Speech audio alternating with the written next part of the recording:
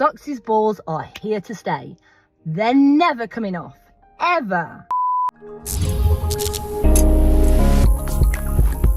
Hey bitch, and welcome back to another video of Tanya now breeding socks again, I guess. No one's surprised. Tanya is a bad owner and a backyard breeder. So let's talk about it. If you are interested in extra content from me, you can become a channel member here on YouTube or check out my Patreon account. The link is in the description down below. To summarize my last video, I offered to pay for Socks the Stallion to be gelded in full. An offer that still stands currently, that will always stand. Socks is only getting worse. His teeth are only getting worse. The poor horse is so stressed out, has such a low quality of life. Without going too in depth, the biggest problems with Socks is his behavior because he's sexually frustrated and stressed. He's kept socially isolated. He needs to be gelded. This horse also has worn his teeth down to nubs. Even though Tanya wants to pretend like he can still graze, you can't convince me that this horse is not uncomfortable or in pain, and you also can't convince me that he can graze, even if you show me a video of him barely getting any grass. Like, look at this, girl. You're gonna say that he can graze? Girl, he's getting like one fucking blade of grass. What are you talking about? Tanya is literally in violation of multiple animal welfare laws in the UK, and I want to make that very clear. But to say the least, I was not at all surprised when I opened my Instagram account after our negotiations falling through to see a video like this. Socks when he makes a new friend. Here comes Mavis, the new girl on the yard, who wants to meet the stud Socks. Socks sees her coming over and introduces himself. Hey Socks, come see me. Socks likes the sound of that and he heads over to the edge of his fence.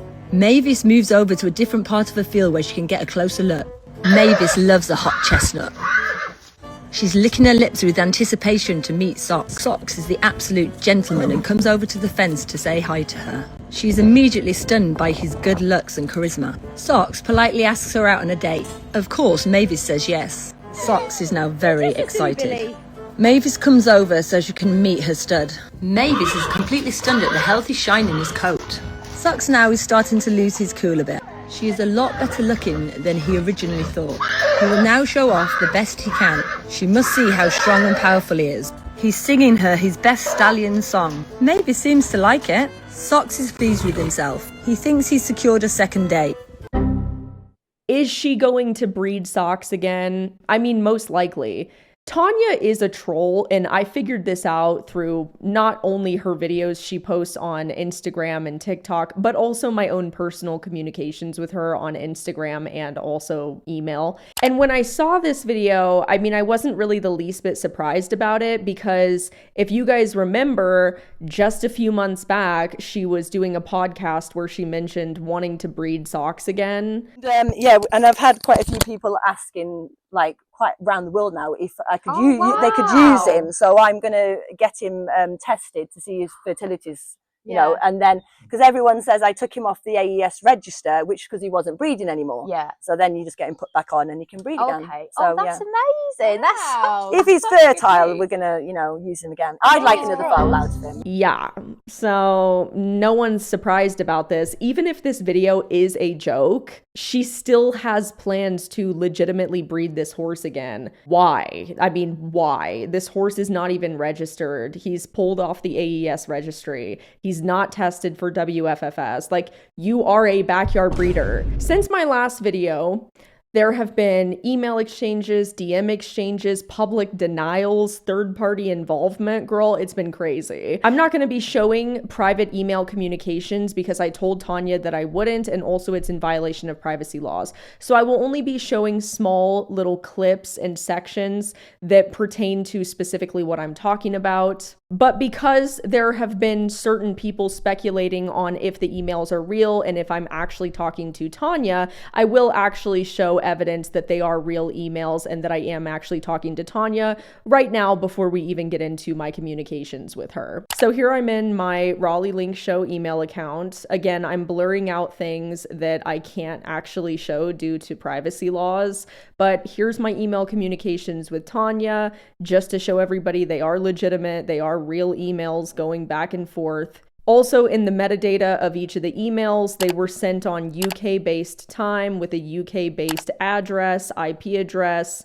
But furthermore, here's Tanya's verified Instagram account where I was also DMing her. The day after she started emailing me privately, I also had this DM exchange with her on her social media account showing that we have been in communication via email and that, you know, if she wants to continue communicating with me, that's where it needs to be. For further proof, Tanya signs off her verified Instagram account DMs with me the exact same way that she signs off these emails with me. And she also has the same speech patterns, although I can't really show full emails, full messages due to privacy laws. Because these emails were leaked by a third party illegally, some people have already seen them and suspected that the emails were fake because the first email was sent to raleighlinkshow@gmail.com, but Google auto-corrected that and forwarded it to the correct Gmail address. As you can see right here in this video, Tanya pronounces and spells my name as Raleigh. Of my Raleigh roasting. Raleigh, because that's a town in Essex, and in England we call it Raleigh. Now Raleigh. But I'm not at all surprised that Tanya now wants to come out and say that, you know, she wasn't in email communication with me, because she literally said that she was going to say that to me via email communication, was that she's like, I'm just going to deny everything if you know, say anything about this correspondence. So am I surprised that she wants to say that it wasn't her? No, absolutely not. Furthermore, when I was done with my communications with Tanya and she tried denying that that was her email address via her Instagram now, which is funny because previously she didn't, I had messaged her that I was already in the process of pulling the IP address from the email. And then literally less than an hour later, it was then deleted. Through my back and forth communications with Tanya, Tanya essentially said to me she's most concerned about Socks's age, and that's why she doesn't want to get him gelded. Firstly, there is no such thing as being too old to geld. Sure, some older stallions have complications, but it is a very safe surgery for the most part. Furthermore, does everyone remember this? Or am I just crazy? I can't remember exactly, but it'd be about 5, possibly, 5, 6, possibly. So you've had him for a long time then. Oh yeah, definitely, yeah. Yeah, Tanya blatantly said that she got this horse when he was 5 years old. You could have gelded him when he was 5, but instead you decided to breed him. Why? Because you're a backyard breeder. You said that he was poorly mannered his whole life and had issues his whole life. Then why breed him? Why? Because you're a backyard breeder and you don't care about this horse. Do I think that Tanya would have gone through with it even if the third party hadn't involved herself? No.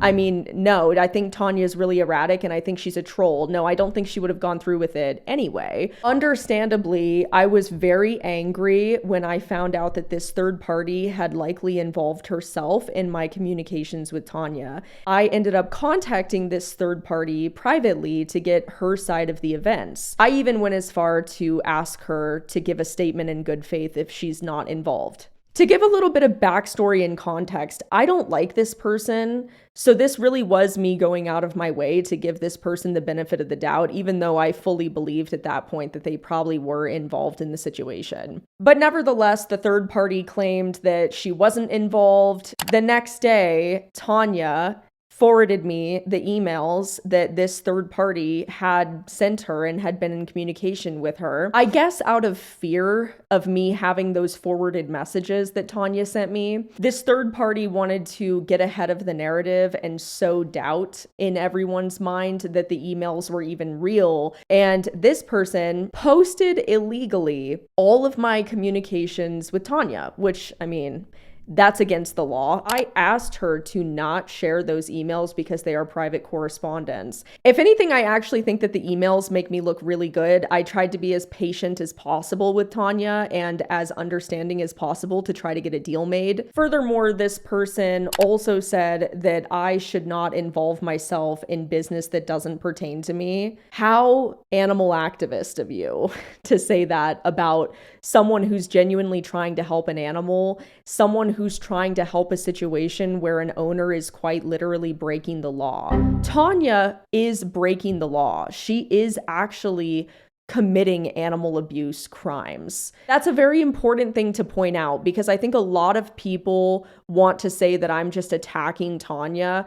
No, that she's actually in violation of animal welfare laws. That is not a joke. And I was trying to help her by giving her a pathway, a free pathway to bettering this horse's life. I don't just make these videos and fuck off at the end of the day. There's more to it behind the scenes, and Tanya knows that. Socks's balls are here to stay.